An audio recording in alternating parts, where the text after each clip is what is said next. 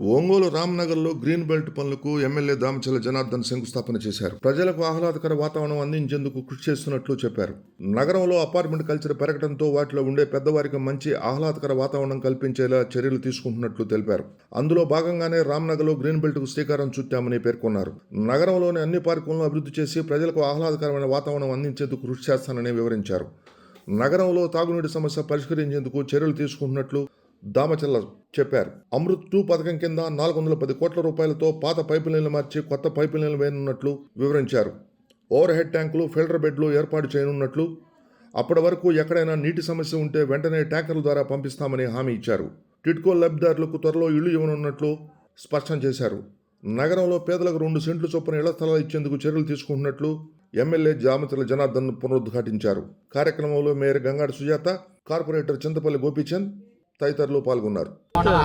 ఓం సముఖాచ్య జగద్రక్షో విరాట్ రూపో జగన్మయ జ్యోతిర్మయో గణాధ్యక్ష బాలచంద్రో జగద్గురు ప్రపంచకారకాధ్యక్షో సూర్యచంద్రాగ్నిలోచన శ్వేతవరుణో విఘ్నరాజో పంచవర్షో నిరామయ సర్వమానయ పడే శృణ్యాదపి విద్యారం ధ్యాయతే శ్రీమన్మహాగణాధిపతి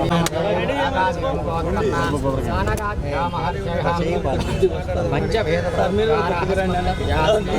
ఫలం మనోరథ ఫలం నారికేల ఫలం శ్రీమన్మహాగణాధిపతయే నమః.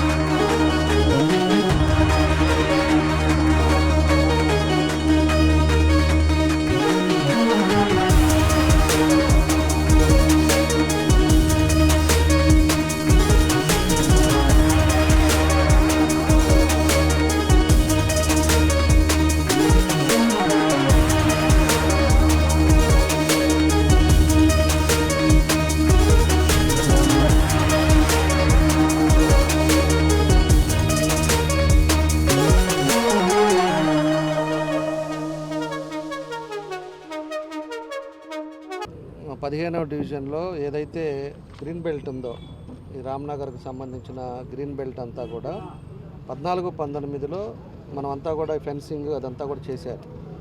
నా ఉద్దేశం కూడా అప్పుడు కూడా ఏంటి అంటే మొత్తం గ్రీనిష్ చేసి ప్లాంటేషన్ వేసి ఇక్కడ ఉండే ఈ ప్రాంతంలో ఉండే వాళ్ళు అపార్ట్మెంట్లో ఉండే వాళ్ళకు కూడా ఈవినింగ్ పూట వాకింగ్ చేసుకున్న ముసలి వాళ్ళు పెద్దవాళ్ళంతా కూడా అక్కడ వచ్చి కూర్చునేటట్టు ఒక ఉండేటట్టుగా దాన్ని అన్నీ కూడా చేద్దాం అనుకున్నాం. ఆ టైంలో సగం చేయగలిగాం. ఇప్పుడు మిగతాది ఈరోజు పెట్టారు, ఒక 60 లక్షలు పెట్టారు, పనులు మొదలు పెట్టారు. అంతా కూడా ఈ రోడ్డు ఏదైతే గ్రీన్ బెల్ట్ ఉందో గ్రీన్ బెల్ట్ మొత్తం కూడా ఒక ప్లాంటేషన్ తోటి ఒక మంచి పార్క్ మాదిరి ఇవన్నీ కూడా చేయడానికి నిర్ణయాలు తీసుకున్నాం. మన ఉద్దేశం ఒకటే, ప్రజలకి ఎక్కడా కూడా ఈ అపార్ట్మెంట్లోనే మేము పార్కులు కూడా డెవలప్ చేస్తుంది. అందుకే అపార్ట్మెంట్లో ఉండి ఆ 2 బెడ్రూముల్లోనే పెద్దవాళ్ళు ఉండి వాళ్ళకి ఇసుక లేకుండా పొద్దున 1 గంట సాయంత్రం 1 గంట వచ్చినప్పుడు మళ్ళీ ట్రాఫిక్లోనో ఇవన్నీ తిరగకుండా మనకుంటే ప్లేసెస్లో అన్ని ప్లేసెస్లో పార్కులు కూడా డెవలప్ చేసింది. అందుకే ఆ పార్కుల్లోకి వచ్చినప్పుడు కాసేపు వాళ్ళు నడవటానికి కానీ, కాసేపు పక్కన మిత్రులతో మాట్లాడుకోవటానికి కానీ, లేకపోతే ఏదైనా విషయాలు చర్చించుకోవడానికి ఎన్ని అవకాశాలు ఉంటాయి. ఆ ఇంట్లో కూర్చొని ఉండేలాగా ఉంటారు కాబట్టి ఇలాంటివన్నీ కూడా గ్రీన్ బెల్ట్, అదేవిధంగా బ్యూటిఫికేషను ఇవన్నీ కూడా పెట్టాం. దాన్ని కూడా తొందరలోనే ఇది కూడా కంప్లీట్ చేస్తారు. ఇంకా కూడా ఎక్కడైతే ప్లాంటేషన్స్ కానీ ఇవన్నీ కూడా అవి కూడా ఒక్కొక్కటి మొదలవుతూ ఉన్నాయి. అవన్నీ ఏదైనా మేము అనుకున్నది టార్గెట్ 6 months అనుకున్నాం. ఈ 6 months లోపల ఖచ్చితంగా ఈ సర్కిల్స్ కానీ, ప్లాంటేషన్ కానీ, డివైడర్ పెయింటింగ్స్ కానీ, ఇవన్నీ కూడా పార్క్స్ కానీ ఇవన్నీ కూడా పూర్తిగా డెవలప్ చేయడానికి దాని మీద చర్యలు తీసుకుంటున్నాం. తప్పకుండా ఒంగోలు అనేది మార్పు రావాలి, ప్రజలకు అన్ని విధాలు కూడా సౌకర్యంగా ఉండాలనేదే మా ఉద్దేశం. ఈరోజు ఈ నెలలోనే డ్రింకింగ్ వాటర్ది కూడా టెండర్కి పిలుస్తూ ఉన్నాం.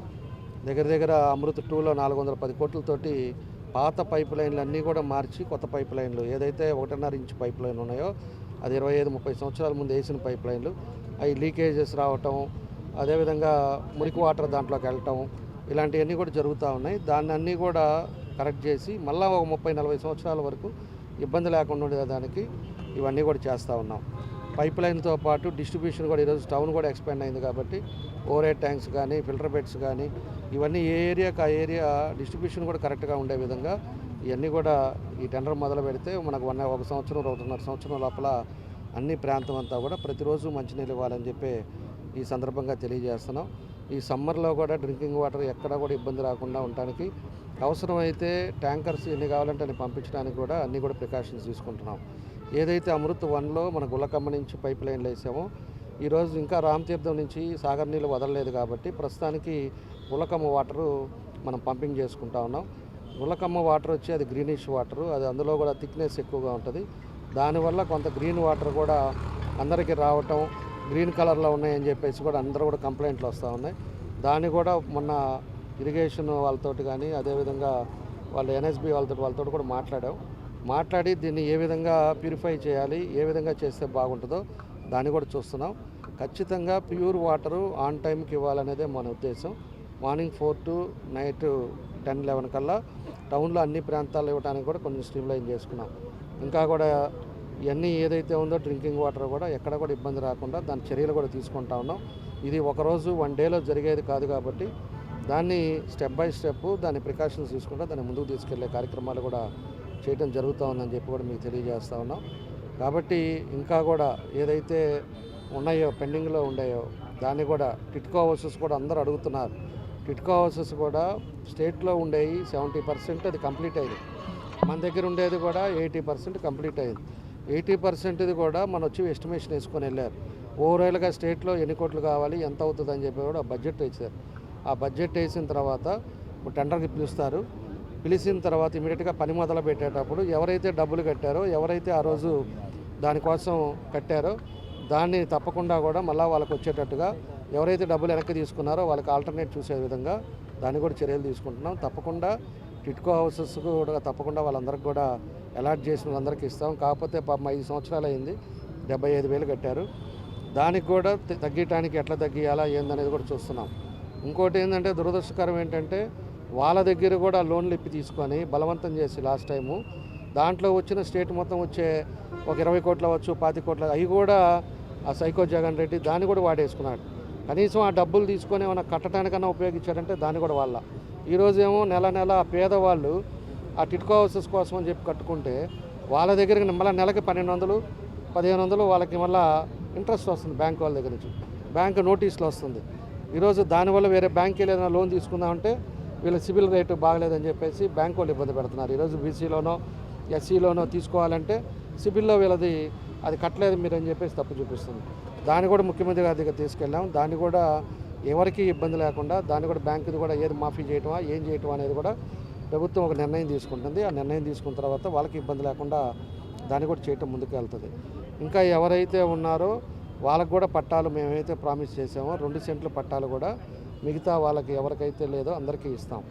మేము ఆల్రెడీ కూడా ప్రతి ఇంట్లో కూడా డోర్ టు డోర్ సర్వే చేసుకున్నాం.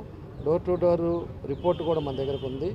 ఎవరెవరికి ఆ ఇంట్లో పెన్షన్ లేదు, ఎవరు బాడిగ ఇంట్లో ఉంటున్నారు, ఎవరైతే రేషన్ కార్డ్స్ లేవో, ప్రభుత్వం నుంచి పథకాలు రాకుండా ఇబ్బంది ఉన్నాయో ఇవన్నీ కూడా డేటా కూడా ఉంది. దాని ప్రకారంగా వాళ్ళకి రేషన్ కార్డులు కానీ పెన్షన్స్ కూడా తొందరలోనే ఇస్తున్నాం కాబట్టి హౌస్ సైట్స్ కూడా వాళ్ళందరికీ ఇచ్చి వాళ్ళు కూడా ఉండి కట్టుకునే విధంగా దాన్ని కూడా ముందుకు తీసుకెళ్లే కార్యక్రమాలు కూడా చేపడతా ఉన్నాం. కాకపోతే ఒక్కోటి చేసేటప్పుడు కొంచెం టైం పట్టినా కూడా అన్నీ కూడా బాగుండేటట్టుగా అన్ని విధులుగా కూడా ప్రజలు సంతోషంగా ఉండే విధంగా అన్ని కార్యక్రమాలు కూడా చేపడుతున్నామని చెప్పి కూడా తెలియజేస్తున్నాం. ఈరోజు 15వ డివిజన్లో ఎన్క్యాప్ ఫండ్స్తో మరి గ్రీన్ బెల్ట్ని ఇది ఎప్పటి నుంచో మా యొక్క కళ, మన గౌరవ ఎమ్మెల్యే గారు వారి చేతుల మీదుగా 60 లక్షల రూపాయలతోటి గ్రీన్ బెల్ట్ని స్టార్ట్ చేయడం, అలాగే శరవేగంగా కూడా పనులు పూర్తి చేయడానికి మరి తగిన చర్యలు తీసుకోవడం జరుగుతుంది. అలాగనే మనకి ఇక్కడ ఈ సంవత్సరం అయితే మరి 15th ఫైనాన్స్ కమిషన్ ద్వారా వచ్చిన ఫండ్స్ కానివ్వండి, ఎన్క్యాప్ ద్వారా వచ్చిన ఫండ్స్ కానివ్వండి, అలాగే మా ఎమ్మెల్యే గారు తీసుకొచ్చిన స్పెషల్ ఫండ్స్ కానివ్వండి, మొత్తానికి ఏదైనా కూడా అలా వనుడా నుంచి కూడా మనకు ఒక 13 కోట్ల రూపాయల ఫండ్స్ రాబోతున్నాయి. ఇవన్నీ కూడా మరి మా ఎమ్మెల్యే గారు అన్ని రకాలుగా కూడా బ్యూటిఫికేషన్ కానివ్వండి, అలాగే ప్లాంటేషన్ కానివ్వండి, పార్కుల డెవలప్మెంట్ కానివ్వండి, ఇవన్నీ కూడా చేసేదానికి వారికి ఎప్పటి నుంచో వారు ఆదేశాలు జారీ చేస్తున్నారు. కాబట్టి మరి మా యొక్క మున్సిపల్ సిబ్బంది కూడా మరి ఇంజనీరింగ్ సెక్షన్ వాళ్ళు మా యొక్క కమిషనర్ గారి ద్వారా అన్ని విషయాలను కూడా మరి శీఘ్రంగా వారు చెప్పిన పనులను కూడా చేయడానికి మేము సిద్ధంగా ఉన్నాము. అలాగే ప్రజలు ఇంకా ఏదైనా ఇబ్బందులు పడినా, అంటే ఇప్పుడు మా సార్ చెప్పినట్లుగా మరి వాటర్ విషయంలో కూడా కొంత గ్రీనరీగా వస్తుంది, అది వాసన వస్తుందని చెప్పేసి కొన్ని కంప్లైంట్స్ రావడం జరుగుతుందండి. అయితే ఇప్పుడు మనకి అక్కడ స్టాగ్నేట్ అయిన వాటర్ కాబట్టి ఖచ్చితంగా కూడా కలర్ చేంజ్ అవ్వడం ఉంటుంది. దాన్ని కూడా కలర్ వైట్గా రావడానికి కూడా తగిన చర్యలు తీసుకుంటున్నాము.